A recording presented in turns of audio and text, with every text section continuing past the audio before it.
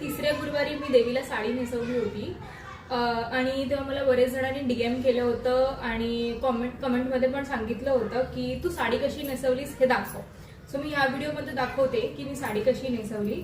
तर मी जी आपली पदराची बाजू आहे ती प्रॉपर अशी जशी पदराच्या निऱ्या असतात ना तशी मी निऱ्या काढून घेतल्या आणि जे आपलं हे पार्ट आहे ना खालचं पार्ट तिकडे मी प्रॉपर अशा निऱ्या काढल्यात. जे आपण इथे घालतो ना निऱ्या त्यावेळेला निऱ्या मी इथे काढल्यात आणि फक्त 2 निऱ्या म्हणजे सोडल्यात जेणेकरून हा गोल असा घेर येईल आणि हे निऱ्या बसतील देवीला.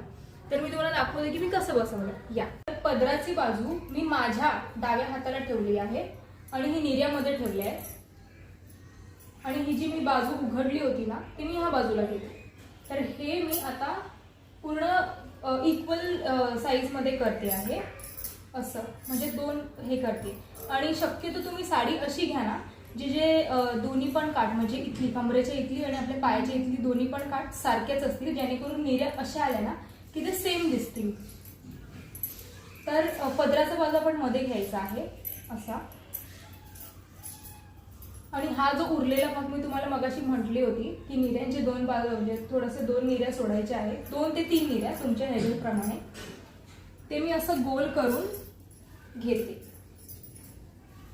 असं आणि मी इथे सिक्युअर करते त्याला. तर आपण ही जी पदराची बाजू आहे ना ती ह्या बाजूला घ्यायची आहे आणि इथून फिरवून आपण जशी नॉर्मल साडी नेसतो ना तशीच करा आणि इथून जे किनार आहे ना ते मी अशी फिरवून सिक्युअर करून इथे मी तो पिन लावते. मी काठ अशी दिसेल आणि हे असं आपण आतमध्ये टकिंग करतोय.